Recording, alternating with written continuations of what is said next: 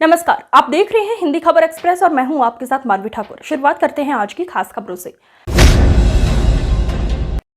लोकसभा चुनाव के चौथे चरण में बिहार के उजियारपुर लोकसभा में 13 मई को मतदान है। शनिवार को चुनावी प्रचार का शोर थमने से पहले सभी नेताओं ने अपनी अपनी पूरी ताकत झोंक दी। कमर और पीठ में दर्द से पीड़ित तेजस्वी यादव ने भी उजियारपुर लोकसभा क्षेत्र के पातेपुर हाई स्कूल के मैदान में महागठबंधन समर्थित राजद के उम्मीदवार आलोक कुमार मेहता के चुनावी जनसभा को संबोधित किया। तेजस्वी ने अपने कमर में लगी बेल्ट को दिखाते हुए कहा कि जब तक मोदी जी को पीएम पद से हटा नहीं लेते तब तक बेड रेस्ट नहीं करेंगे। उन्होंने यह भी कहा कि अब तेजस्वी को नहीं बल्कि नरेंद्र मोदी को बेड रेस्ट की जरूरत पड़ेगी। तेजस्वी यादव को डॉक्टर ने 3 सप्ताह की बेड रेस्ट की सलाह दी है, लेकिन लगातार वे चुनाव प्रचार कर रहे हैं। तेजस्वी यादव इन दिनों मंच पर खड़े होकर भाषण नहीं करते हैं, बल्कि कुर्सी पर बैठे बैठे लोगों को संबोधित करते हैं। उजियारपुर लोकसभा क्षेत्र के पातेपुर की चुनावी सभा में तेजस्वी यादव ने कहा कि आलोक कुमार मेहता जी के हाथ में आपके प्रिय लालू यादव जी ने लालटेन थमाया है। हम आप लोगों से अपील करने आए हैं कि अपना एक एक वोट लालटेन छाप पर बटन दबाकर भारी मतों से विजय बनाने का काम करें।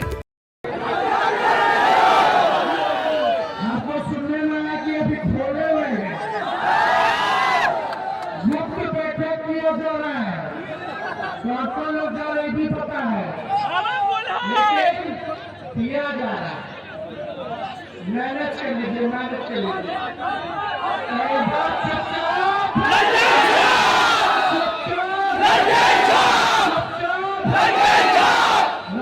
लालू जी की सरकार बनेगी तो 1 करोड़ लोगों को देश भर में सरकारी नौकरी हम लोग दिलाएंगे। गरीब बहनों को 1 लाख रुपया सालाना हम लोग देंगे, यानी महीने में 8,333 रुपया। गैस सिलेंडर को 500 रुपया कर दिया जाएगा। 1 किलो इसके 10 किलो दिया जाएगा। देश में सबसे महंगा बिजली बिहार में 200 यूनिट फ्री बिजली आप लोगों को दिलाएगा। फसलों पर MSP दिया जाएगा ताकि किसानों का आय और आर्थिक स्थिति ठीक हो। ये सारा काम हम लोग करेंगे, लेकिन सबसे महत्वपूर्ण बात अगली वीडियो का जो खत्म किया जाएगा। अगली वीडियो का मेरा तो पेंशन है, ना तो शहीद का दर्जा है, ना ही आप देखिएगा कैंटीन की व्यवस्था है, इसलिए इसको खत्म किया जाएगा। गोंडा जनपद केंद्रीय गृह मंत्री अमित शाह ने रविवार को जिले में चुनावी जनसभा को संबोधित करते हुए कहा कि यह चुनाव राम भक्तों पर गोली चलाने वालों और मंदिर बनाने वालों के बीच है। यह राम भक्तों की गोली चलाने वाले देश के अंदर आतंकवाद और नक्सलवाद को बढ़ावा देने वाले लोग हैं। उन्होंने सपा और कांग्रेस पर तुष्टीकरण की राजनीति करने का आरोप लगाया और कहा कि जनता अब ऐसे लोगों के झांसे में आने वाली नहीं है। राहुल गांधी पर हमला करते हुए अमित शाह ने कहा कि राहुल बाबा शेख चिल्ली के सपने देख रहे हैं, लेकिन उन्हें ना जीतना है ना वापस आना है। वह रायबरेली से प्रचंड बहुमत से चुनाव हार रहे हैं। केंद्रीय गृह मंत्री ने नरेंद्र मोदी को तीसरी बार देश का प्रधानमंत्री बनाने के लिए जनता से हाथ उठाकर संकल्प दिलाया और भाजपा प्रत्याशी कीर्तिवर्धन सिंह को जिताने की अपील की। के साथ एटम बम, मुझे बताओ गोंडा के युवाओं, पाक ऑक्यूपाई कश्मीर हमारा है या नहीं है? जोर से बोलो, है या नहीं है? भारत इसको छोड़ सकता है क्या? फारूक अब्दुल्ला, इंडिया अलायंस के नेता और मणिशंकर अय्यर हमें डराते हैं। अरे फारूक जी, मणिशंकर जी, डरने वाली सरकार गए, ये 56 इंच के सीने वाले नरेंद्र मोदी की। मैं आज इस गोंडा की पवित्र भूमि पर लाड़ी जी की और पतंजलि की भूमि पर कह कर जाता हूं, पाक ऑक्यूपाई कश्मीर हमारा है, दुनिया की कोई ताकत हमसे उसको छीन नहीं सकती। भाइयों बहनों, मुझे बताओ, धारा 370 हटानी चाहिए थी या नहीं हटानी चाहिए? अरे जोर से बोलो भाई। ये कांग्रेस वाले कहते हैं हम धारा 370 को वापस लाएंगे। राहुल बाबा, 70 साल से आप धारा 370 को संभाल कर बैठे थे। कश्मीर में तिरंगा नहीं फहरता था, आतंकवाद फैला था। मोदी जी को यूपी वालों ने दूसरी बार प्रधानमंत्री बनाया 5 अगस्त 2019 को धारा 370 को समाप्त। और मैं आज कहकर जाता हूं, राहुल बाबा आप कितना भी जतन कर लो, अब धारा 370 को दुनिया की कोई ताकत नहीं ला सकती, कोई ताकत नहीं। भाई और बहनों, इन लोगों ने सालों तक आतंकवाद को चलाने का काम किया है। 10 साल तक सोनिया मनमोहन की सरकार थी, सपा बसपा के समर्थन से चली। 10 साल तक पाकिस्तान से आलिया मालिया जमालिया आते थे, बम धमाके करते थे और चले जाते थे, परंतु अपनी वोट बैंक की लालच से ये दोनों शहजादे चुप गए। मोदी जी आए, फिर से उरी और पुलवामा पर पाकिस्तान ने हमला किया, मगर पाकिस्तान वाले भूल गए कि जल शक्ति मंत्री स्वतंत्र देव सिंह ने संत कबीर नगर के लोकसभा प्रत्याशी प्रवीण निषाद के समर्थन में जनसभा की। उन्होंने भाजपा उम्मीदवार के लिए जनता से वोट मांगे। उन्होंने कहा कि भारतीय जनता पार्टी ने राम मंदिर और धारा 370 पर जो कहा वो किया। आज अयोध्या में गगनचुंबी मंदिर अपनी भव्यता की गाथा गा रहा है और कश्मीर में विकास की नदियां बह रही हैं। उन्होंने कहा कि कांग्रेस और उनके इंडी गठबंधन के अभी तो ज्यादातर नेता या तो जेल में है या बेल पर है। कुल मिलाकर यह इंडी नहीं चिंदी गठबंधन है। जिसको जहां मौका मिला उसने गरीबों और मध्य वर्ग की संपत्ति लूटने का ही काम किया है। मंत्री स्वतंत्र देव सिंह ने कहा कि बूथ तक जाने में आलस नहीं करना है। उन्होंने उपस्थित कार्यकर्ताओं और बूथ अध्यक्षों से कहा कि एक भी वोटर छूटना नहीं चाहिए। सबको बूथ तक पहुंचाने की जिम्मेदारी कार्यकर्ताओं की है।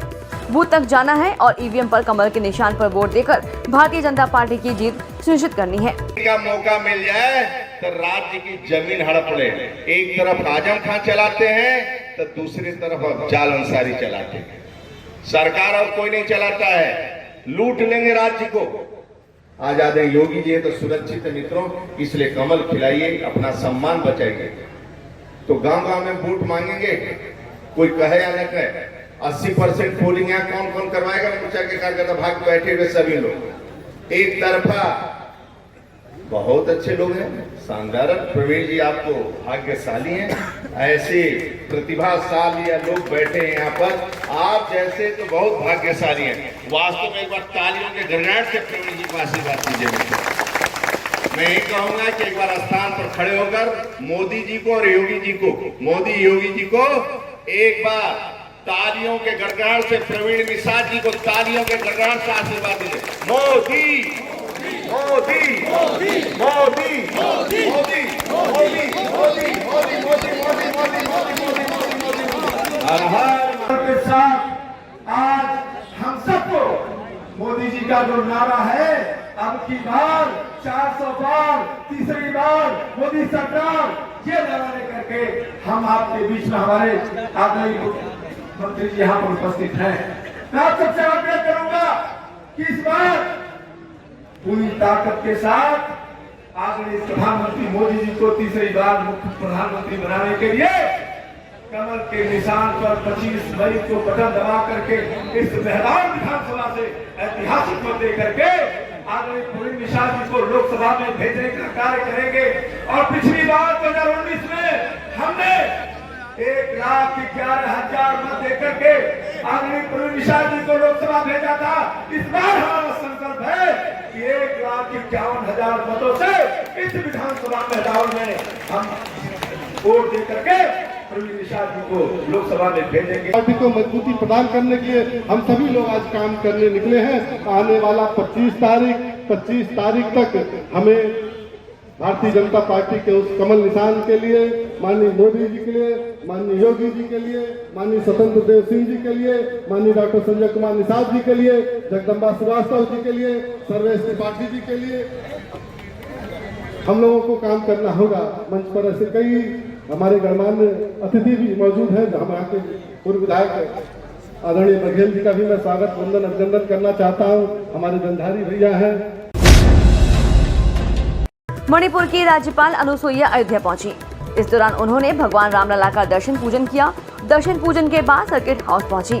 राज्यपाल को गार्ड ऑफ ऑनर दिया गया। वहीं राज्यपाल अनुसुईया ने कहा कि मैं पहली बार आई हूं अयोध्या।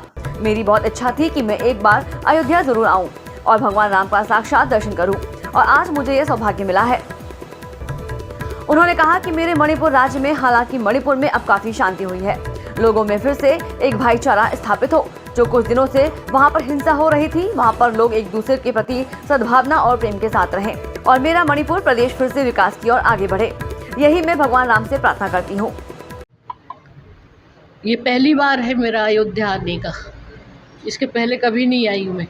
मेरी बहुत पहले से बहुत इच्छा थी कि मैं एक बार जाऊँ और राम मंदिर में भगवान राम के साक्षात दर्शन करूं, और आज ये मुझे सौभाग्य मिला है।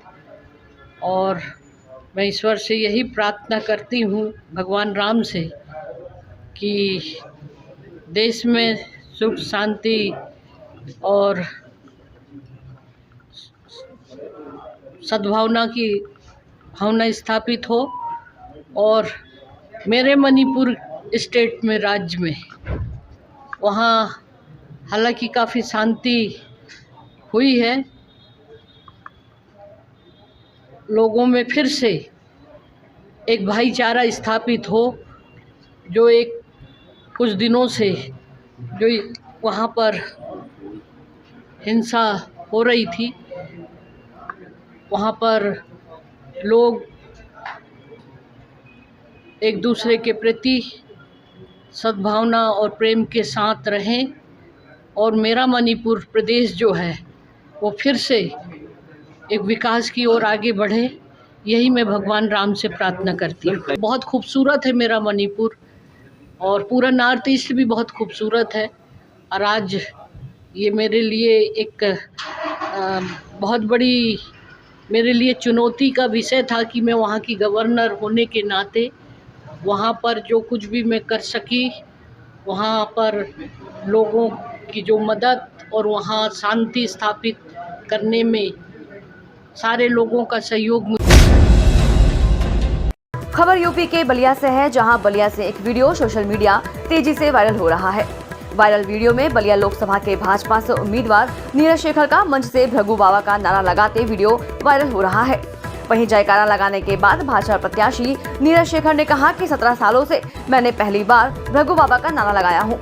सच में बलिया के लोग मुझे अपना आशीर्वाद और स्नेह प्यार दे रहे हैं। मुझे पिताजी का नाम मिला है जरूर, लेकिन आप लोगों ने मुझे बनाया है। लेकिन सबसे बड़ी बात तो यह है कि बलिया का हर बच्चा भृगु बाबा का नारा लगाते हैं। लेकिन एक बार सांसद और 2 बार से राज्यसभा सांसद रहे बीजेपी प्रत्याशी नीरज शेखर को भृगु बाबा 17 वर्षों से याद नहीं आए और लोकसभा का चुनाव आया तो बीजेपी प्रत्याशी नीरज शेखर को भृगु बाबा की याद आने लगी। वायरल वीडियो को लेकर चर्चा का बाजार गर्म होने लगा है। एक बार जोरदार उद्घोष हो जाए, एक बार सबसे अच्छा, एक बार मेरा अनुरोध है, बोले बोले भृगु बाबा की। धन्यवाद। ये पहली बार भृगु बाबा का मैंने नारा लगाया है इन 17 सालों में। आज पहली बार है, इसलिए क्योंकि आज मुझे लग रहा है कि बलिया के लोग सच में मुझे अपना आशीर्वाद, अपना स्नेह, अपना सहयोग दिया। आज इब्राहिम पट्टी से आया,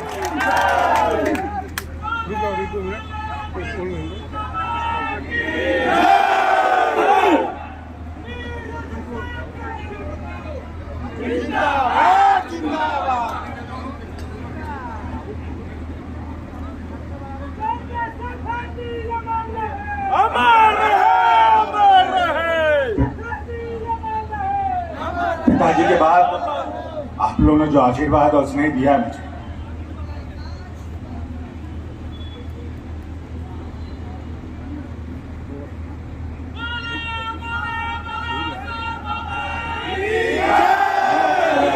मैं आभार व्यक्त करना चाहता हूं हमारे डिप्टी सीएम साहब का।